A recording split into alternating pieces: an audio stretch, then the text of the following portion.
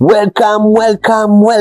Karibu katika sehemu yetu ya tatu. Tulimuona bwana John akiwa bado yuko hai na kuanguka kutoka juu ya jengo la Continental Hotel baada ya kupigwa risasi. Sasa hasira yake dhidi ya High Table bado haijaisha. Tunaendelea katika sehemu ya 4. Tunaanza kumuona John Wick akiwa amejificha pamoja na Boring King, wote wawili wakiwa na hasira kubwa dhidi ya High Table na wakipanga mashambulizi yao ya kutaka kuanzisha vita kwa sababu ya mateso waliopewa hapo nyuma. John anakuja kutambua jambo moja muhimu kabisa, kuwa hawezi kukimbia maisha yake yote jambo hili na kuendelea kujificha. Ili kupata uhuru wake inabidi apambane na mfumo mzima ambao unataka yeye afe. Wakati huo tunaona High Table inamteua kiongozi mpya kabisa, Marcus de Gramont. Kazi yake ni moja tu, kuhakikisha kuwa John Wick anakufa. Marcus ni mtu mwenye nguvu sana, mwenye mamlaka makubwa sana. Ili kuonyesha uwezo wake mkubwa wa mamlaka yake, anaanza kuadhibu wale wote waliowahi kumsaidia bwana John. Kwanza anafika Continental Hotel ya New York na kumvua bwana Winston madaraka, ambaye aligomaga pale mwanzo. Kweli huyu ni mbabe. Baada ya hayo anaamuru kuwa hoteli hiyo iharibiwe yote kabisa. Muda mfupi baadaye Marcus anamtuma muuaji hatari sana aitwaye Kane kumtafuta John Wick. Tatizo kubwa ni kwamba Kane si adui wa kawaida. Kane ni rafiki wake wa zamani kabisa John Wick.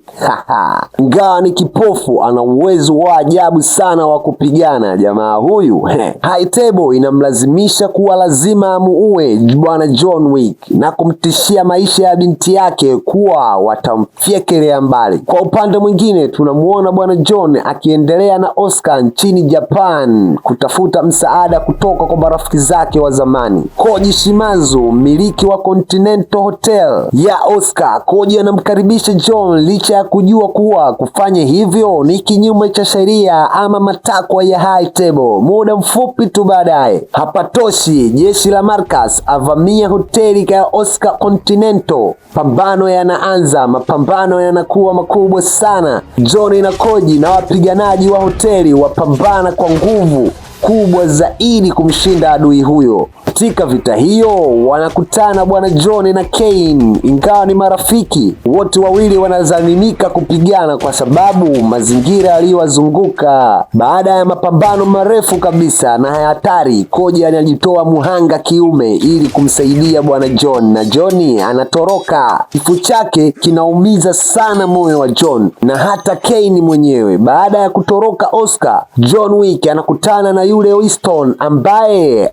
anamueleza njia pekee ya kupata uhuru wake. Sheria za zamani za High Table zinamruhusu mtu kutoa changamoto ya mpambano rasmi dhidi ya mwakilishi wa High Table, na akishinda mtu pambano hilo, John atakuwa yuko huru. Lakini kuna tatizo. Ili kufanya hivyo, John analazimika kurudi rasmi kwenye familia yake ya zamani ya uhalifu. John anasafiri hadi mjini Berlin nchini Ujerumani kutafuta familia yake ya zamani inayojulikana katika jina la Ruskarom. Ili apewe nafasi ya kurudi katika familia hiyo, anatakiwa kuelekeza kazi moja ya hatari sana. Baada ya mpambano mkubwa sana na adui yake mwenye nguvu zaidi aitwaye Killer, John Wick anafanikiwa kulazimisha kazi hiyo iishe ili aruhusiwe kutoa changamoto ya mpambano rasmi kabisa ya High Table. Marcus anakubali yule mkuu wa High Table changamoto hiyo ili kinuke, anayemchagua Kane kuwa mpiganaji wake katika pambano hilo la mwisho.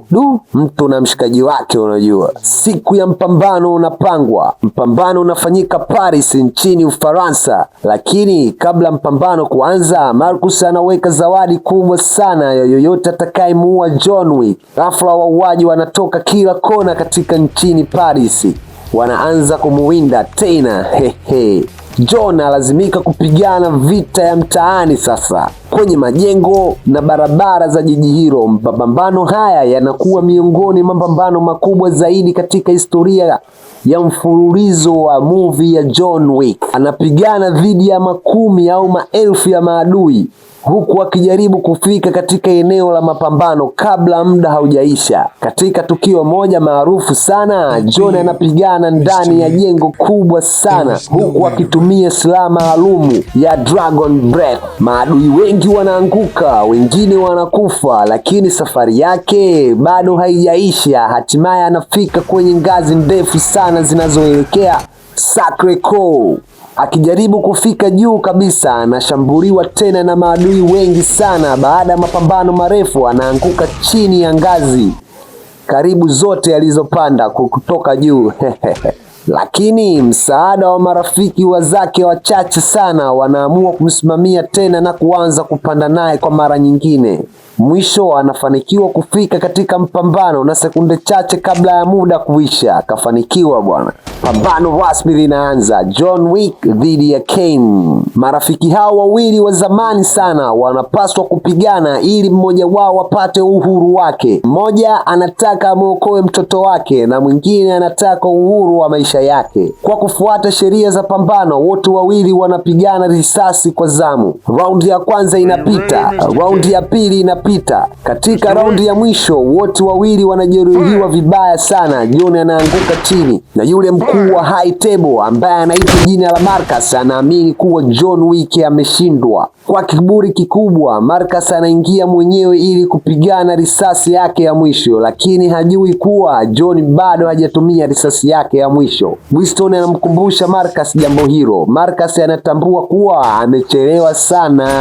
John anamnyanyulia bastola yake na kumpiga Marcus. Marcus anakufa hapo hapo. Kwa ushindi huo, John Wick anakuwa huru kabisa kutokana na meza ya High Table. Kane naye anapaswa kupewa uhuru wake. Baada ya pambano hilo kumalizika, John Wick anakaa chini akiwa amejeruhiwa tena vibaya sana. Anakumbuka maisha yake na mke wake Helen aliyefariki kitambo. Muda mfupi baadaye, John anaanguka kimya kimya. Baadaye tunaona Winston na Brody King wakitembelea kaburi la John Wick lililo karibu na kaburi la mkewe Helen. Inaonekana kuwa John Wick amefariki, lakini kama ilivyo kawaida katika ulimwengu wa John Wick, hakuna anayejua uhakika wake kuwa ni kweli ama ni uongo, ama ameamua kuondoka milele kama alivyotaka hapo awali, kuwa aishi maisha ya kipekee kabisa, atoke katika maisha ya kiuaji. Baada ya miaka mingi ya mapambano, mauaji, usaliti, vita dhidi ya High Table na maadui kibao, John Wick hatimaye anapata kile alichokuwa akitaka au akikitafuta tangu mwanzo: uhuru. Usisahau kusubscribe, kulike na kucomment ili kuwa mwanafamilia na kupata video mpya kabisa za DJ Mswahili. Karibu.